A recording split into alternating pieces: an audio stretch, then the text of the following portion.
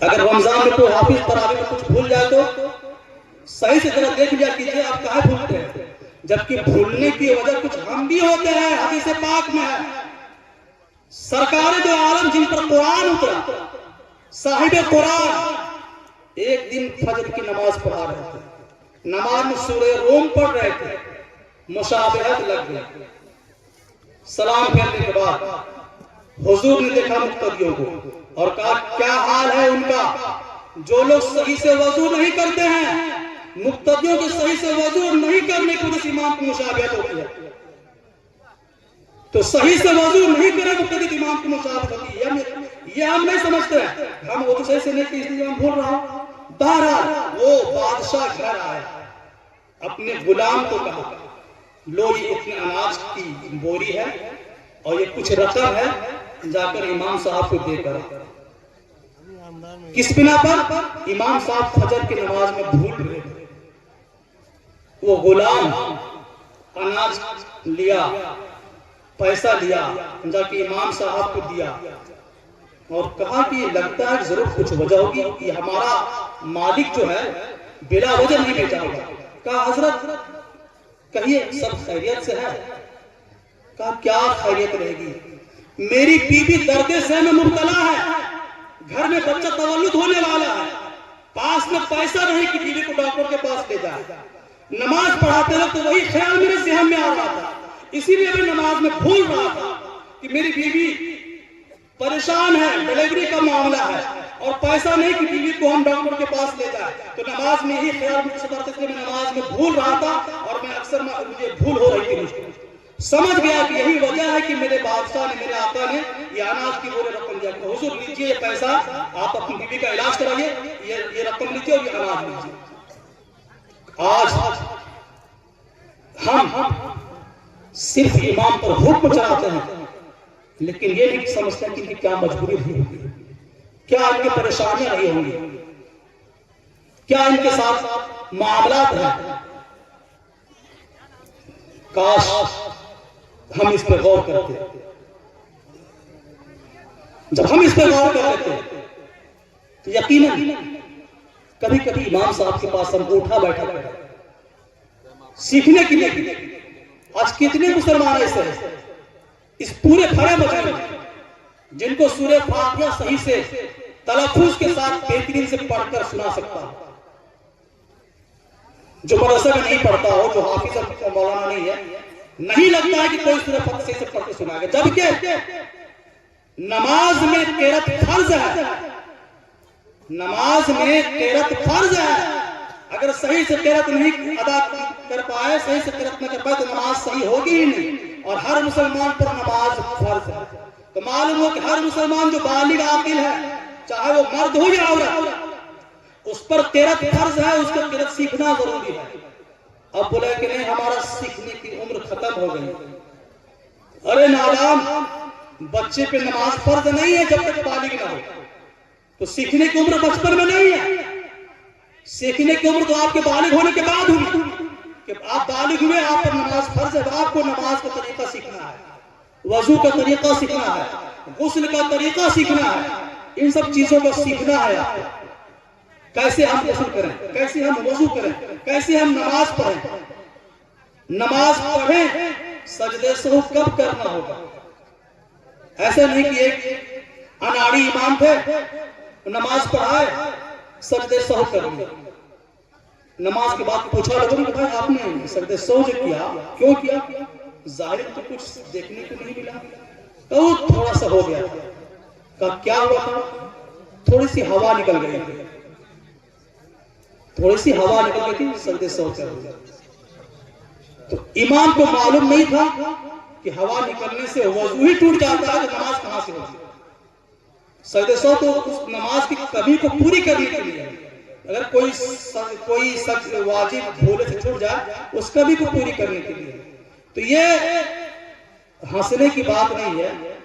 ہم میں سے اکثر لوگوں کو نماز کے واجبات معلوم نہیں ہے، جب واجبات معلوم ہی نہیں تو پھر سجدے سہو ہم کب کریں گے، کون چیز چھوٹ رہی ہے ہم سجدے سہو کریں گے، اور اس کا جاننا ہم پر ضروری ہے۔ تو نہ ہم سیکھنے کی کوشش کرتے ہیں اور نہ اپنے بچوں کو سکھاتے ہیں۔ آج ہم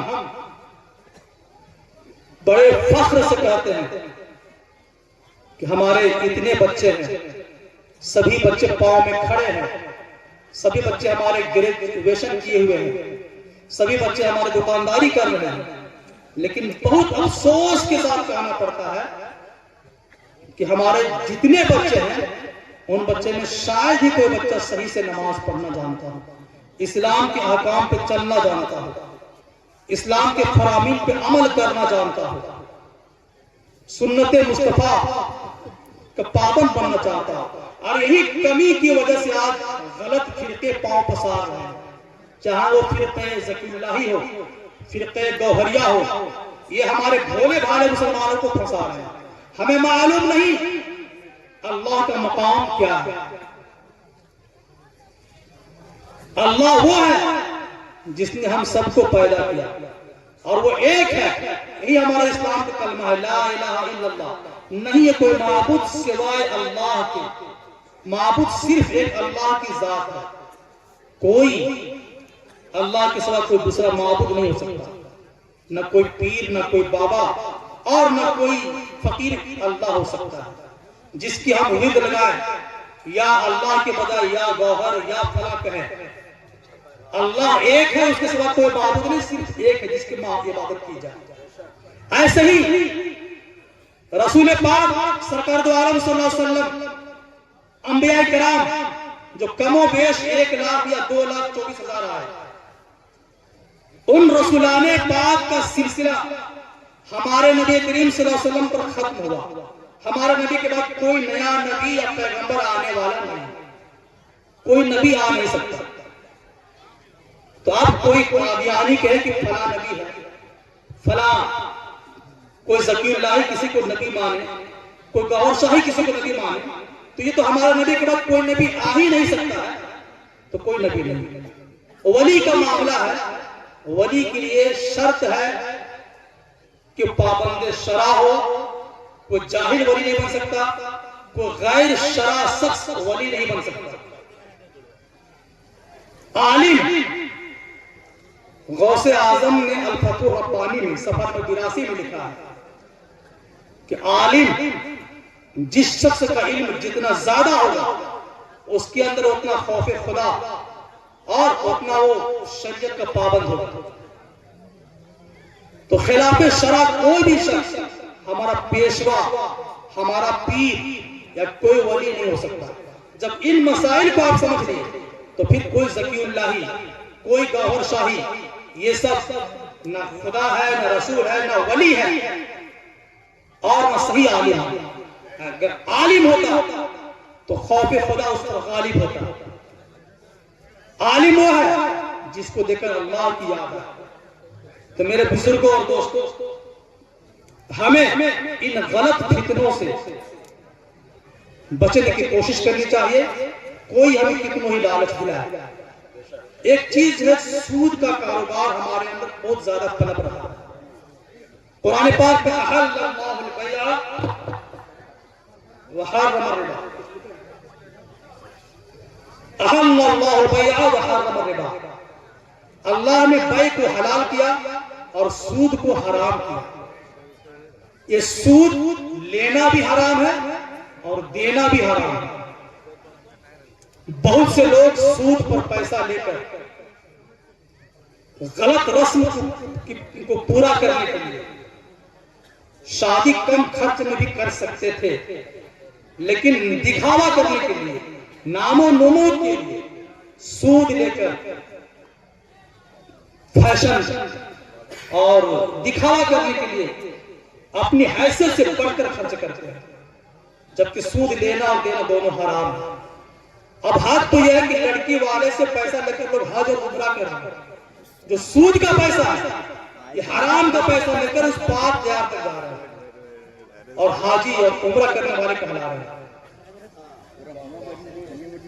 سود کا پیسہ لے کر بیٹے کی شادی میں ڈیمانڈ کی 7,000 5,000 اور حج کر لیا، اتنا ڈیمانڈ 7 لاکھ 5 لاکھ اور حج کر لیا، اتنا ڈیمانڈ کیا عمرہ کر لیا، اور کہتے ہیں ہاں ہم اس پاک دیار تک دیکھ کے آئے، وہاں تک ہم جا کے آئے ہیں۔ تو میرے بزرگوں اور دوستوں سود ہے، حرام ہے، اور یہ آپ پر قرض ہے. آپ کو چاہیے کہ جب تک آپ اس کو لوٹائیں گے نہیں، آپ کے ذمہ آپ کا قرض باقی رہے گا. لہذا اللہ تبارک و تعالیٰ سے دعا ہے کہ رب تبارک و تعالیٰ ان تمام برائیوں سے بچنے کی توفیق عطا فرمائے، تمام اچھا